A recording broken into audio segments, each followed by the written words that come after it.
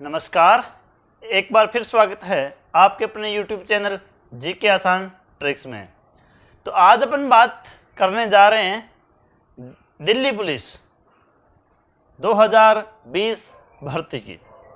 जी हाँ, दिल्ली पुलिस भर्ती में आज अपन जानेंगे इसकी महत्वपूर्ण तिथियां, कितनी पोस्ट इस वैकेंसी के अंदर सरकार ने जारी की है, क्या एज लिमिट अपने लिए रहेगी, क्वालिफिकेशन क्या रहेगी, उसके बाद में एनसीसी सर्टिफिकेट जिसके पास भी है उसको क्या अलग से बेनिफिट मिलेगा, फॉर्म फीस क्या रहेगी, एग्ज़ाम पैटर्न क्या होगा, सिलेबस उसका क्या रहेगा, क्या नेगेटिव मार्किंग रहेगी, नेगेटिव मार्किंग है या नहीं है तो कितनी है, इसके बाद में फिजिकल स्टैंडर्ड, फिजिकल में क्या होगा, मेडिकल के अंदर क्या होगा, और जो सिलेक्शन प्रोसेस है, चयन प्रक्रिया वो क्या रहेगी।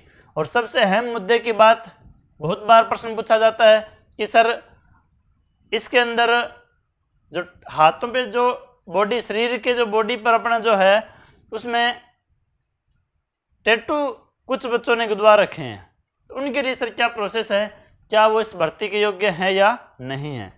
इन तमाम बातों के बारे में आज अपने पूरे विस्तार से जानेंगे। तो चलते हैं दिल्ली पुलिस भर्ती 2020 की ओर। तो सबसे पहले इसके जो ऑनलाइन आवेदन जमा करने की जो तिथि है ऑनलाइन, वो 1 अगस्त 2020 से 7 सितंबर 2020 तक इसके फॉर्म अप्लाई किए जाएंगे। 1 अगस्त 2020 से 7 सितंबर 2020 तक। उसके बाद में इसकी जो परीक्षा है, एग्ज़ाम इसका, वो ऑनलाइन कंप्यूटर बेस्ड रहेगा, कंप्यूटर आधारित इसकी परीक्षा होगी और वो 27 नवंबर 2020 से लेकर 14 दिसंबर 2020 तक होगी। ध्यान दीजिए, परीक्षा तिथि इसकी रहेगी 27 नवंबर 2020 से 14 दिसंबर 2020 तक। अब अपन बात करते हैं कि इसकी पोस्ट कितनी है, टोटल कितनी पोस्ट इसकी पद इसमें दिल्ली पुलिस में रहेंगे। तो जो कांस्टेबल पुरुष है उसके लिए कुल 3433 कुल पद रहेंगे। इसके अलावा जो महिलाएं हैं, कांस्टेबल महिला, उनके लिए 1944 पोस्ट रहेगी। अब इसके अलावा कांस्टेबल भूतपूर्व सैनिक या कमांडो, इस प्रकार की जो पोस्ट हैं उन सबको मिला के कुल 5846 पद इस भर्ती में रहेंगे। 5846 पद। अब आगे चलते हैं, एज लिमिट क्या होनी चाहिए इसमें। 1 जुलाई 2020 तक, 1 जुलाई 2020 को 18 से 25 वर्ष जिसकी उम्र है वो इसका फॉर्म अप्लाई कर सकता है। न्यूनतम 18 वर्ष और अधिकतम 25 वर्ष। यानी इसका मतलब ये हुआ कि 2 जुलाई 1995 से पहले किसी का जन्म न हुआ हो और 1 जुलाई 2002 के बाद का जन्म किसी का न हो। अब देखिए, इसमें कुछ आयु वर्गों में कुछ जो श्रेणी हैं उनमें छूट दी गई है। ऊपरी सीमा में वो है अनुसूचित जाति, अनुसूचित जनजाति, यानी SC ST के लिए 5 वर्ष की जो ऊपरी सीमा है आयु में, वो छूट दी जाएगी। अन्य पिछड़ा वर्ग में 3 वर्ष की छूट दी जाएगी। विशेष योग्यता प्राप्त खिलाड़ी जिन्होंने ऑनलाइन आवेदन की प्राप्ति की अंतिम तिथि से 3 वर्ष पूर्व की अवधि के दौरान खेलों में राष्ट्रीय स्तर पर राज्य का प्रतिनिधित्व किया है या अंतर्राष्ट्रीय स्तर पर देश का प्रतिनिधित्व किया है, उनको 5 वर्ष तक की छूट है। यानी जो ऐसे खिलाड़ी जो स्टेट लेवल में या इंटरनेशनल लेवल में खेले हों, उनके लिए 5 वर्ष की इसमें ऊपरी सीमा में छूट रहेगी।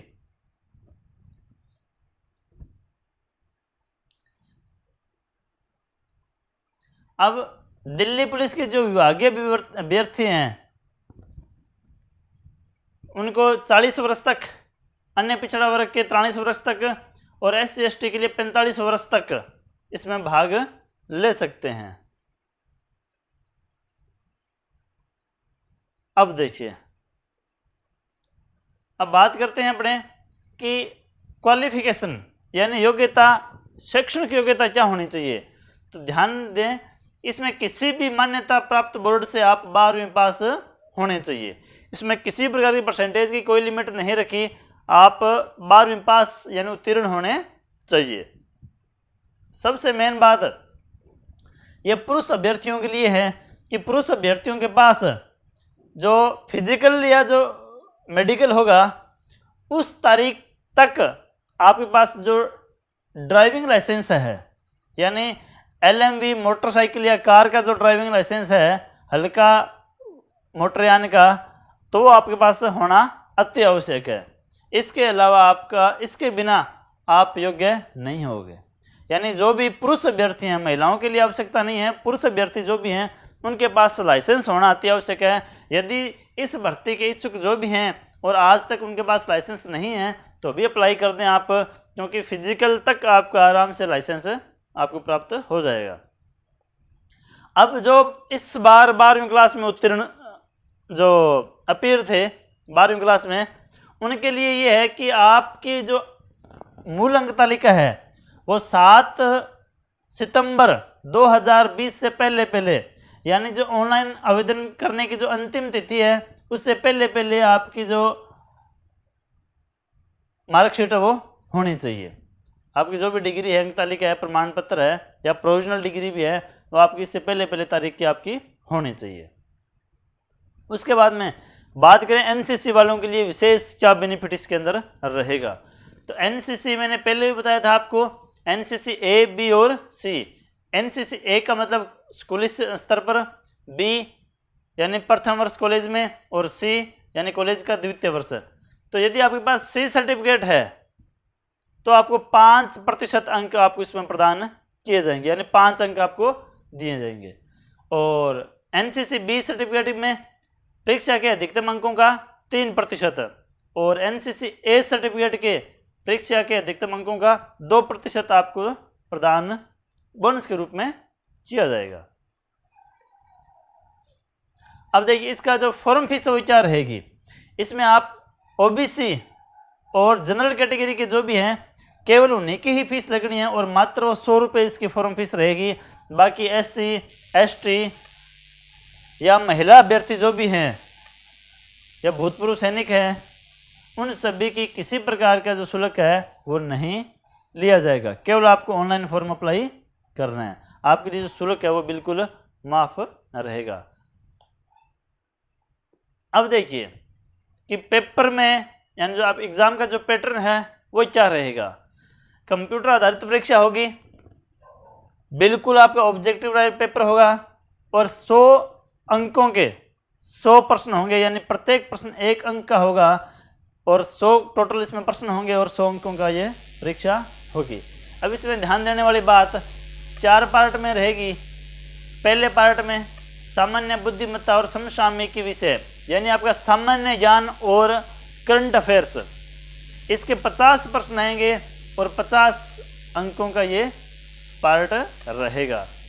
द्वितीय जो पार्ट रहेगा वो आपका रहेगा रीजनिंग 25 प्रश्न होंगे और 25 अंकों के रहेंगे।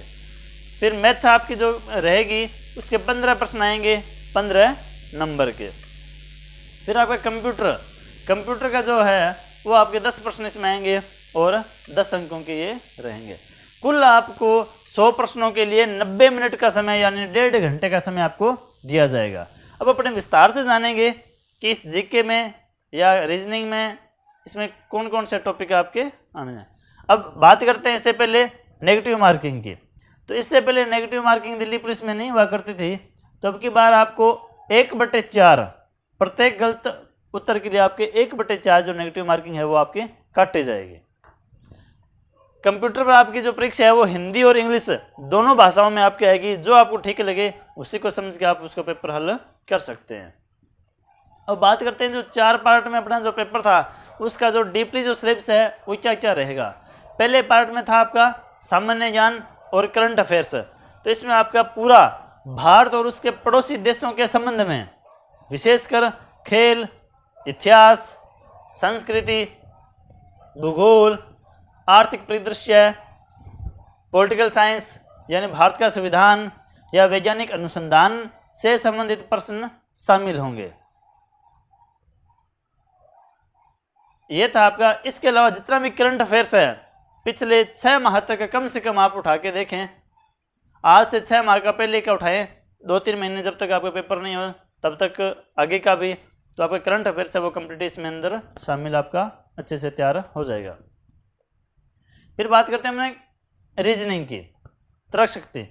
इसके अंदर आपका जो भी है सामान्यीकरण,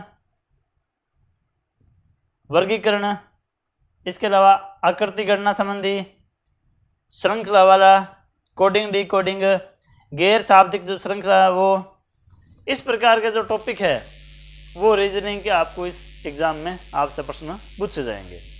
फिर बात करें अपने मैथ की, तो इसके अंदर आपका संख्या पत्ति से संबंधित टॉपिक, दशमलव, भिन्न, संख्याओं के बीच परस्पर संबंध, मूलभूत अंकगणितीय संक्रियाएं, प्रतिशत, अनुपात, समानुपात, औसत, ब्याज, लाभ हानि, छूट, क्षेत्र मिति, समय और दूरी, अनुपात और समय, समय और कार्य आदि के जो अपने टॉपिक है उनके प्रश्न इसमें शामिल होने हैं। अब चौथा उसके बाद में है कंप्यूटर। कंप्यूटर में मुख्य है वर्ड प्रोसेसिंग, इसके बाद में MS एक्सेल, ईमेल भेजना, प्राप्त करना और उससे संबंधित कार्य, इंटरनेट, www, वेब ब्राउज़र, इस प्रकार का जो e banking, website, blog, search engine, chat, video conferencing आदि टॉपिक के से रिलेटेड आपके इस कंप्यूटर में एग्जाम में प्रश्न आपसे पूछे जाएंगे। तो मुख्य जो वेटेज आपका इसमें रहेगा वो रहेगा जीएस यानी सामान्य ज्ञान और करंट अफेयर्स का। जिसका भी मैथ और रीजनिंग अच्छा है वो कंप्यूटर और सामान्य ज्ञान पर विशेष रूप से ध्यान दें, तो आपका कहीं न कहीं इस एग्ज़ाम में आप अच्छे से आप स्थान हासिल कर सकते हैं। क्योंकि आज से पहले ये हुआ करता था कि पहले फिजिकल हुआ करता था, फिजिकल के अंदर जो फिजिकल पास कर जाता वो ही एग्ज़ाम में बैठना उसको होता था। लेकिन अब की बार क्या, पहले एग्ज़ाम है उसके बाद में फिजिकल है। तो एग्ज़ाम में आप जितना हो सके आप अच्छे अंक आप मार्क्स आप लेके आओगे तो ये आप फिजिकल के लिए आप बुलाए जाओ। उसके बाद में देखिए आप जो फिजिकल जो होगा आपका उसमें जो पुरुष अभ्यर्थियों के लिए एज कैटेगरी के अकॉर्डिंग, क्योंकि इसके अंदर 1600 मीटर की रेस है, सबके लिए 1600 मीटर की रेस ही रहेगी। लंबी कूद, हालांकि 1600 मीटर रेस सबके लिए है लेकिन उसमें समय अलग अलग आपको दिया जाएगा। लंबी कूद और ऊंची कूद रहेगी, वो आपकी एज के अकॉर्डिंग कम और ज़्यादा आपको वहाँ पर मिलेगी। जैसे यदि आपकी उम्र 30 वर्ष तक है तो आपकी जो 1600 मीटर की रेस है वो आपको 6 मिनट के अंदर आपको पार करनी होगी। अगर इससे 6 मिनट या इससे कम समय में आप पार करते हो तो आप आगे के लिए क्वालिफाई हो जाओगे, वरना आप भर्ती से बाहर हो जाओगे। लंबी कूद है वो आपको 14 फीट तक कूदनी होगी और ऊंची कूद है वो है 3 फुट 9 इंच। ये यदि आप 30 वर्ष तक हो, 6 मिनट में 1600 मीटर रेस, 14 फीट की लंबी कूद और 3 फुट 9 इंच की ऊंची कूद। यदि आपकी उम्र 30 से 40 वर्ष है तो आपको जो 1600 मीटर की रेस है उसमें आपको 7 मिनट तक का समय दिया जाएगा। 13 फीट की लंबी कूद होगी और ऊंची कूद 3 फीट 6 इंच की रहेगी। यदि आपकी एज है 40 वर्ष से ऊपर हैं, यानी जो भी आरक्षित वर्ग के थे, यदि आप उनमें से शामिल हैं तो आपको जो 1600 मीटर रेस है उसमें आपको 8 मिनट तक का समय दिया जाएगा। लंबी कूद आपकी मात्र 12 फीट रहेगी और ऊंची कूद 3 फुट 3 इंच आपके लिए रहेगी। बस ये है कि ऊंची कूद और लंबी कूद के लिए आपको 3 अवसर प्रदान किए जाएंगे। उसके बाद में जो ऊंचाई है वो आपके लिए रहेगी न्यूनतम 170 सेंटीमीटर। सभी के लिए ऊंचाई 170 सेंटीमीटर रहेगी। इनमें से कुछ जैसे नागालैंड, सिक्किम, अरुणाचल प्रदेश, मणिपुर, त्रिपुरा, मिजोरम, मेघालय, असम, हिमाचल प्रदेश, जम्मू और कश्मीर, लेह और लद्दाख, इनके जो अभ्यर्थी हैं इनको 5 सेंटीमीटर की छूट है वो दी जाएगी। छूट तभी दी जाएगी जब ये जो फिजिकल के समय अपने निवास स्थान सक्षम प्राधिकारी जैसे डीसी, डीएम या एसडीएम या तहसीलदार द्वारा एक प्रमाण पत्र आप इनको जारी करना, वहाँ प्रस्तुत करना होगा, उसी आधार पर इनको ये छूट है दी जाएगी।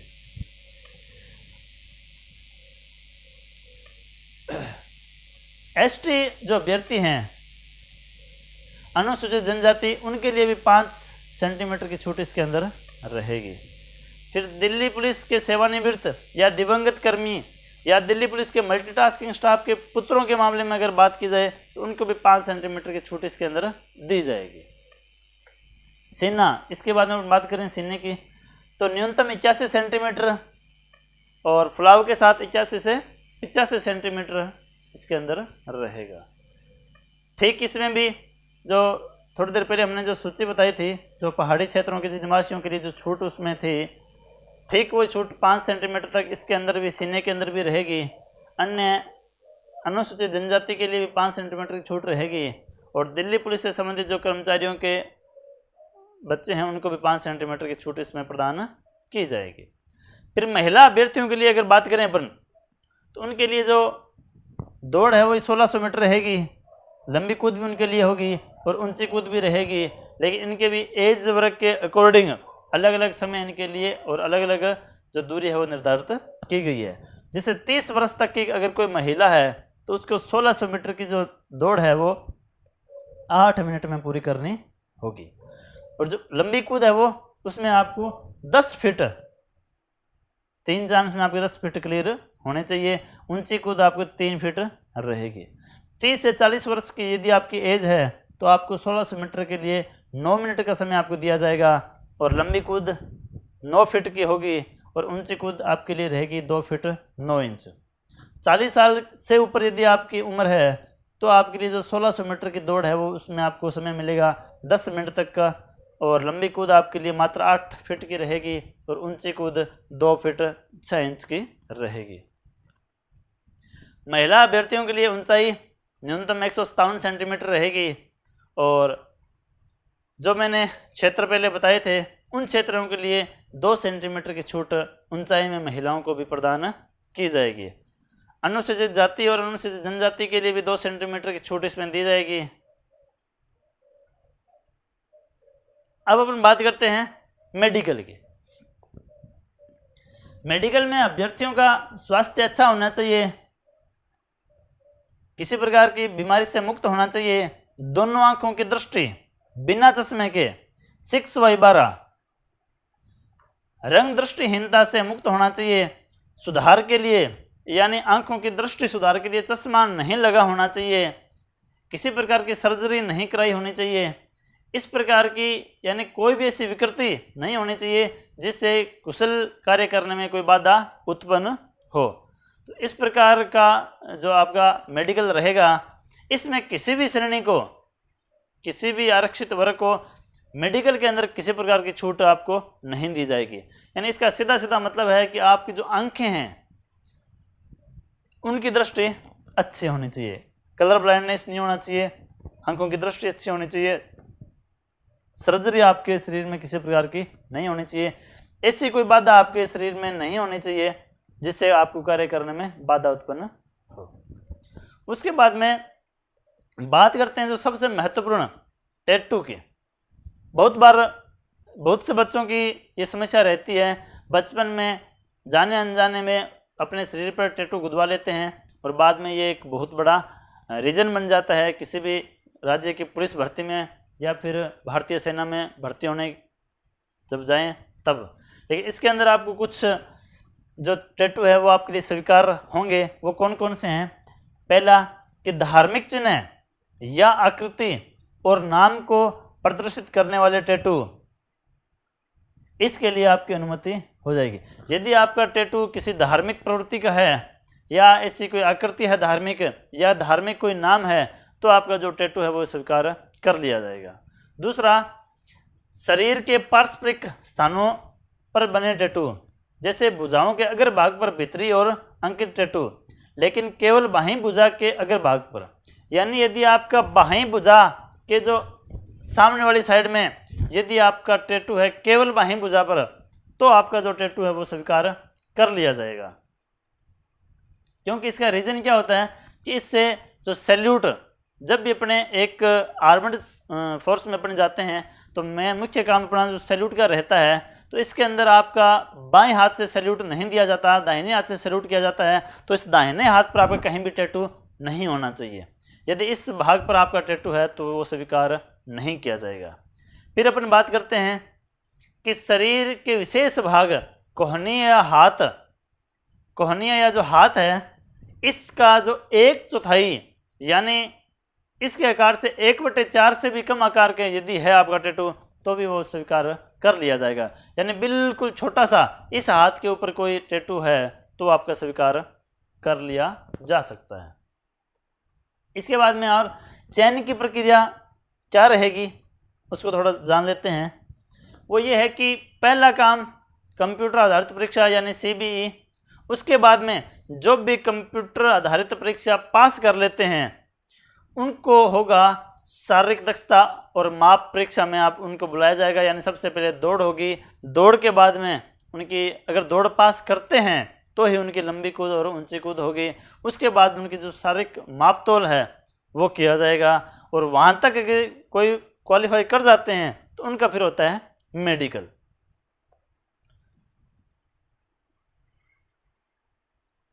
कंप्यूटर आधारित परीक्षा केवल हिंदी और अंग्रेजी भाषा में ली जाएगी।